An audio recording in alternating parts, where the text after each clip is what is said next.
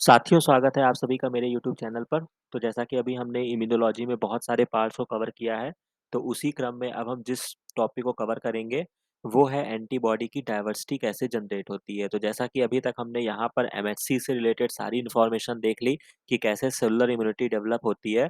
तो अब हम यहाँ पे जिस टॉपिक की बात करने वाले हैं, वो ये है कि how do animal make so many different antibody. हम कैसे, अगर हम मॉलिक्यूलर लेवल पर जाएँ, तो कैसे इतने डिफरेंट टाइप की एंटीबॉडी जनरेट होती है। तो यहाँ पे थोड़ा-सा कॉम्प्लेक्स पार्ट स्टार्ट होगा, तो बहुत ही अच्छे से ध्यान से इस टॉपिक को समझिएगा, ठीक है?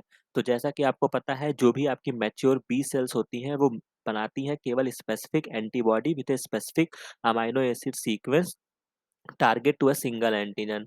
कहने का मतलब है, मैंने आपको बता ही रखा था कि जो भी एंटीजन आएगा उसके खिलाफ वो स्पेसिफिक एंटीबॉडी तैयार करेंगी।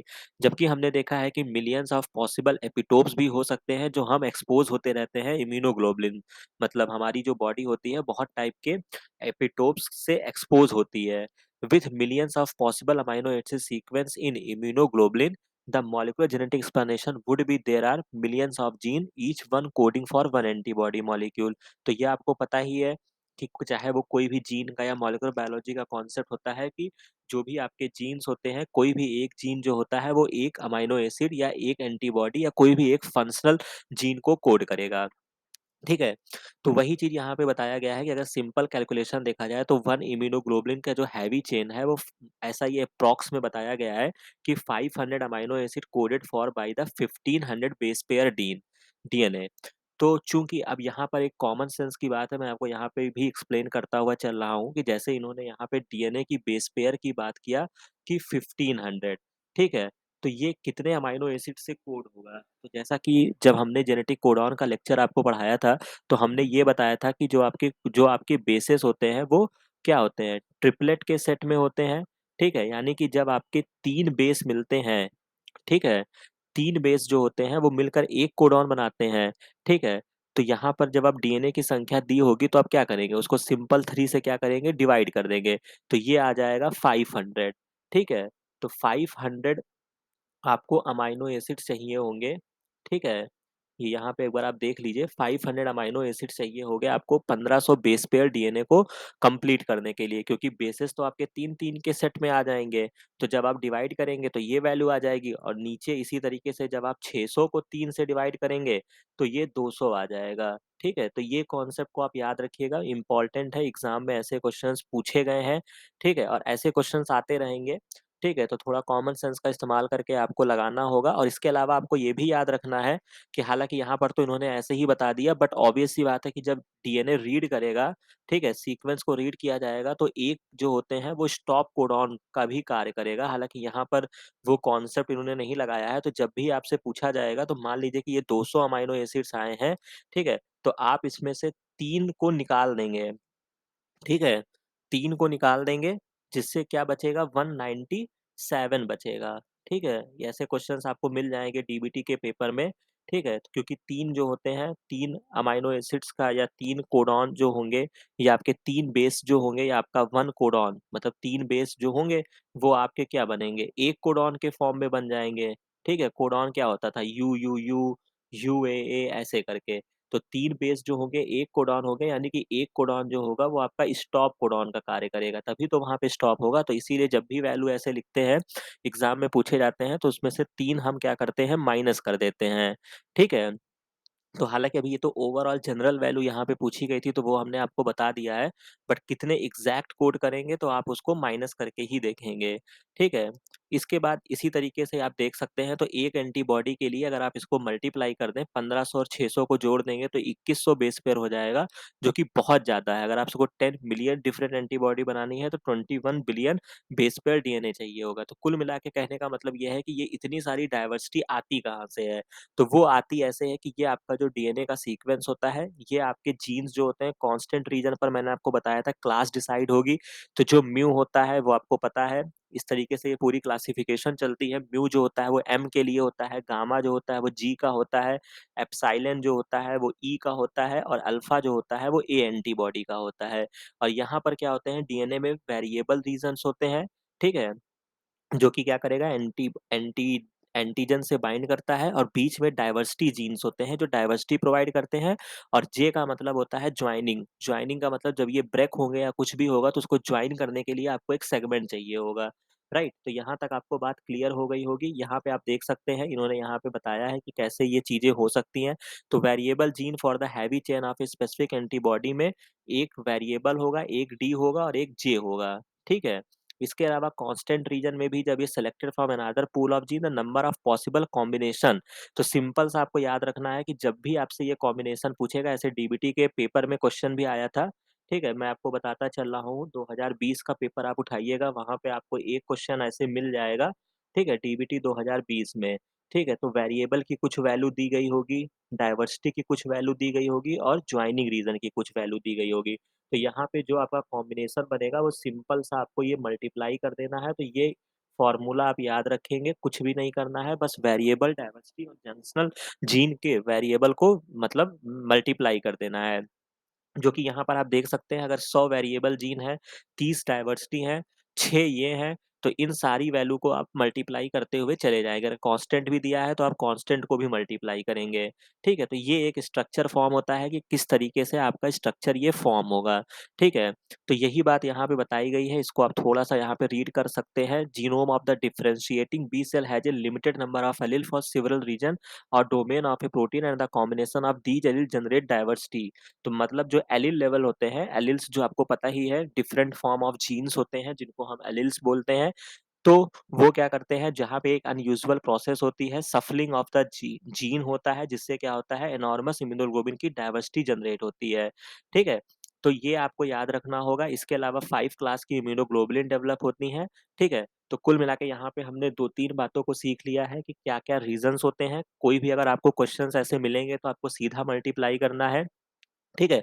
बाकी ये कैसे होता है इसको हम थोड़ा-सा डिटेल में आगे जाके क्यूबे में देख लेंगे, ठीक है?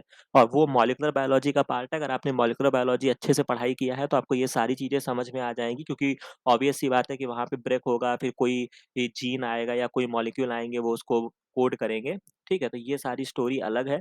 इसके अलावा antibody diversity result from DNA का रीअरेंजमेंट भी होता रहता है और कुछ म्यूटेशंस भी इसमें इन्वॉल्व होते हैं। तो each gene encoding and immunoglobulin change reality is a super gene, मतलब जब आपका फाइनल जीन जो बनता है उसको हम सुपर जीन बोलते हैं जो कि जेनेटिक रिकॉम्बिनेशन से आपका फॉर्म होता है from several cluster of smaller gene scattering along part of the chromosome. Every cell in the body has 100 of immunoglobin gene located in separate cluster के फॉर्म में होते हैं, ठीक है? लेकिन जैसे ही यहाँ पे डेवलपमेंट के समय होता है तो जीन्स कट आउट या रीअरेंज कर दिए जाते हैं और जॉइन कर दिया जाता है। मतलब कुल मिला के जो जेनेटिक रिकॉम्बिनेशन होता है वो प्रोसेस यहाँ पे इन्वॉल्व होती है, ठीक है? तो ये आपको याद रखना है। Unique immunoglobin super gene assembled from randomly selected parts होता है। Each B cell precursor assembled 2 super gene, 1 for specific heavy chain, other assembled ये इंडिपेंडेंट। तो ये आपको याद रखना है लाइट चेन से आता है, ठीक है? मतलब पहला तो स्पेसिफिक जो होगा वो हैवी चेन में रिकॉम्बिनेशन होगा और फिर लाइट चेन में रिकॉम्बिनेशन होता है। This remarkable example of irreversible cell differentiation generate a enormous diversity of immunoglobin. तो ये प्रोसेस जो होता है वो इरिवर्सिबल होता है। कहने का मतलब है जिस तरीके का रिवर्स मतलब जनरेट होने के बाद जो भी आपका इम्यूनोग्लोबिन का प्रोडक्ट जनरेट होगा वो फाइनली वही रहेगा, अब उसमें आप चेंजिंग नहीं कर सकते हैं। ठीक है? It is a major exception of the generalisation that all somatic cell derived from the fertilised egg have a identical DNA. तो ये आपका जो नॉर्मल केस में क्या होता है जब आपका जनरलाइज़ जो आपके सोमैटिक सेल्स फर्टिलाइज्ड एग से डेवलप होते हैं, वहाँ पे ये क्या होते हैं कि आइडेंटिकल डीएनए होते हैं, लेकिन यहाँ पर जो होती है वो डाइवर्सिटी क्रिएट की जा रही है, इसी वजह से जो डीएनए होगा वो सभी का डिफरेंट-डिफरेंट होता जाएगा। ठीक है? इसके बाद human and mice the gene cluster encoding immunoglobin heavy chains are one pair of chromosome and those of light chain में 2 अदर्स, 2 फैमिली ऑफ जीन, मतलब कुल मिला के ये सब इसको करेंगे। इसके अलावा ये स्टोरी यहाँ पे बताई गई है जो वीडीजे का यहाँ पे कॉम्बिनेशन होगा, जो एक सिंपल सा फॉर्मूला आपको हमेशा याद रखना है। कितने रिकॉम्बिनेशन बन सकते हैं तो भाई ऑब्वियस सी बात है आप इनको मल्टीप्लाई कर दीजिए, उतने सीक्वेंस में ये आ जाएँगे। ठीक है? तो ये इम्पोर्टेंट बात बताई गई है। अब हम यहाँ पे इसको थोड़ा-सा कॉम्प्लेक्स चीज़ है, यहाँ पे आप देख सकते हैं ये डीएनए का रीअरेंजमेंट पहले कैसे होता है। तो ये आपका वेरिएबल रीजन है, ये आपका कांस्टेंट रीजन है। कांस्टेंट रीजन क्या करेगा, हमेशा एंटीबॉडी की क्लास को डिसाइड करेगा, राइट? इसमें होता क्या है, ये आपका डाइवर्सिटी प्रोवाइड करता है, ये आपका वेरिएबल है जो जाके बाइंड करेगा। और कांस्टेंट रीजन में आप जब डेवलप हो रहे होते हैं तो उस टाइम पर आईजीएम एंटीबॉडी सबसे पहले बनती है और आईजीएम के लिए जो रिस्पॉन्सिबल जीन होता है वो म्यू होता है। तो ये आप याद रखिएगा, एक चार्ट आपको क्यूबे में मिल जाएगा, मैं प्रोवाइड करा दूंगा। ठीक है, और इसके अलावा डी, जो आपने पढ़ा था ना एंटीबॉडी क्लास डी, तो डी का कोई स्पेसिफिक फंक्शन रोल नहीं है, बट वो इनिशियली क्या होता है, वो डेवलपमेंट के समय वो लगा रहता है। तो डी जो होता है वो डेल्टा से डिनोट किया जाता है। तो सबसे पहले ये सारे सेगमेंट ज्वाइन हो जाते हैं, वीडीजे जॉइनिंग हो जाएगी, ठीक है? अब यहाँ पे जैसे जॉइनिंग होगी ये डेल्टा चेन हट जाता है, केवल म्यू रहता है, ठीक है? ये functional super gene is transcribed. अब जब ये आपका बनता है इसको हम सुपर जीन बोलते हैं, ठीक है? जिससे क्या होगा, ऑब्वियस सी बात है कि अब ट्रांसक्रिप्शन होगा, ये डीएनए के लेवल की बात थी। अब यहाँ से प्राइमरी आरएनए ट्रांसक्रिप्ट बनता है, ठीक है? म्यू चेन होगी, यहाँ पे स्प्लाइसिंग होती है। स्प्लाइसिंग का मतलब आप जानते ही हैं कि क्या होता है कि जब आपका कोई भी जीन ट्रांसलेट होके ट्रांसक्रिप्शन में आता है तो वहाँ पे कोडिंग सीक्वेंस होते हैं जिनको हम एक्सॉन बोलते हैं, ठीक है?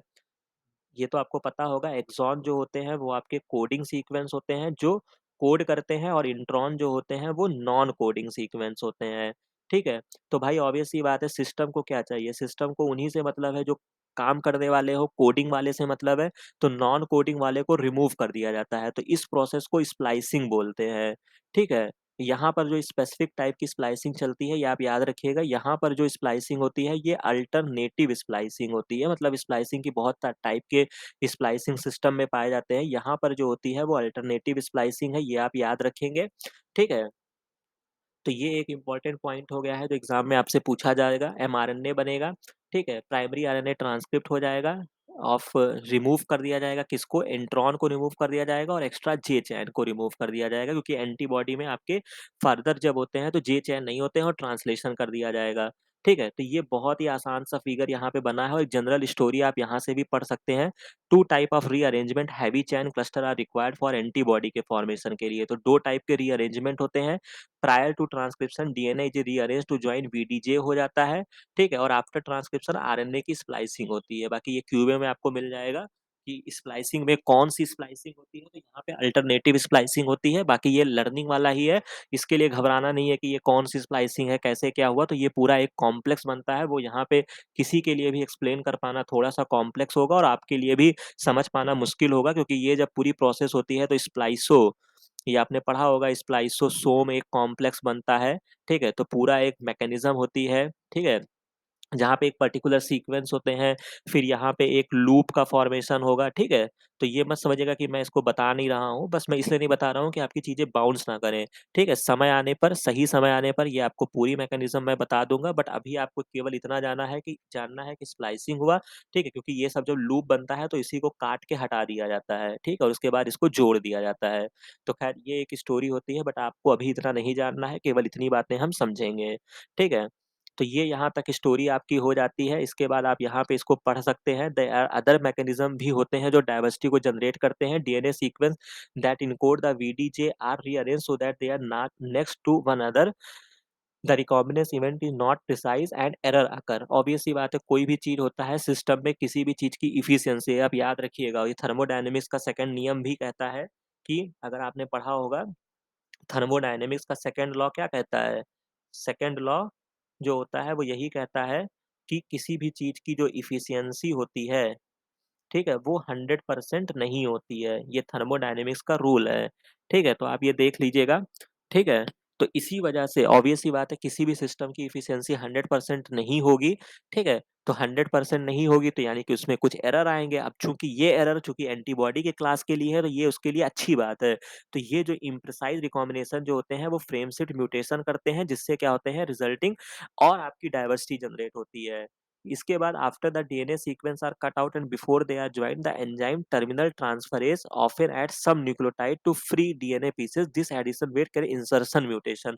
ऑब्वियस सी बात है कि जब आप किसी भी मॉलिक्यूलर बायोलॉजी में आपने किसी को काट के हटा दिया, ठीक है? मान लीजिए आपने स्प्लाइसिंग किया, सिंपल सी भाषा में आपने इसको हटा दिया। अब यहाँ पर तो आपको कुछ जोड़ना पड़ेगा ना, भले ही वो एंजाइम आपका टर्मिनल ट्रांसफरेज़ हो या लाइगेज़ हो, कुछ भी हो, फॉस्फोडाइस्टरेज़ हो या कुछ भी एक्स-वाई-ज़ेड आप मान लीजिए, ठीक है? वो आके इसको जोड़ेगा तो उसको कोई ना कोई बेस की तो आवश्यकता होगी ना, तो यानी कि यहाँ पे बेस एक्स्ट्रा ऐड हुए। अब जब ये एक्स्ट्रा बेस ऐड हुए तो एक तरीके का ये भी तो डाइवर्सिटी क्रिएट करेंगे, समझ रहे हैं? तो इसमें क्या हुआ है क्योंकि इंसर्ट किया गया है तो इसीलिए हम इसको क्या बोलते हैं इंसर्शनल म्यूटेशन बोलते हैं। इसके अलावा क्या होता है relatively high spontaneous mutation rate होता है इम्यूनोग्लोबिन में, ये इनका स्वतः है मतलब गॉड गिफ्टेड आप कह सकते हैं। जिससे क्या होता है कि एंटीबॉडी की क्लास मतलब बहुत ज़्यादा यहाँ पे डाइवर्सिटी जनरेट होती है। तो ये सारी स्टोरी आपने यहाँ पे देख लिया है, ठीक है? इसके अलावा आपको इसमें इस पैराग्राफ को आप रीड करिएगा, बाकी कुछ ऐसा इसमें स्पेसिफिक नहीं दिया हुआ है, ठीक है? तो ये पार्ट यहाँ पे हो गया। इसके अलावा the constant reason involved in the immunoglobulin की क्लास स्विचिंग करती हैं। तो अब ये हम यहाँ पे थोड़ा-सा देखेंगे कि ये कैसे क्लास कराती हैं, मतलब इनिशियली तो आईजीएम बनती है, लेकिन अगर उसको आईजीजी में कन्वर्ट होना है, तो वो कैसे कन्वर्ट होगा? इस प्रोसेस को हम क्या बोलते हैं? क्लास का स्विच करना बोलते हैं, ठीक है?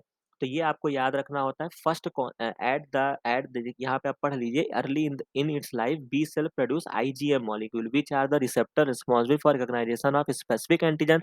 इस समय जो कांस्टेंट रीजन के हैवी चेन पे जो जीन होता है वो म्यू होता है, लेकिन अब इसको during a humoral immune response another deletion occur in cells DNA positioning the variable region जो होंगे वो कुछ और भी सीक्वेंस जनरेट करेंगे, ठीक है? अब ये प्रोसेस कैसे होगी? मान लीजिए कि आपको डिफरेंट क्लास की एंटीबॉडी जनरेट करनी है, ठीक है? तो अब हम इस बात को समझते हैं, ठीक है?